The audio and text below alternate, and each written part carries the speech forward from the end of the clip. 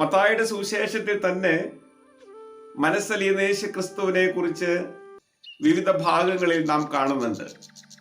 9-ാമത്തെ അധ്യായത്തിന്റെ 36-ാമത്തെ വചനത്തിലും 14-ാമത്തെ അധ്യായത്തിന്റെ 14-ാമത്തെ വചനത്തിലും 15-ാമത്തെ അധ്യായത്തിന്റെ 32-ാമത്തെ വചനത്തിലും മത്തായിയുടെ സുവിശേഷത്തിൽ പുരുഷാരത്തിന് വേണ്ടി മനസ്സലിയുന്ന യേശുവിനെ നാം കാണുന്നുണ്ട്.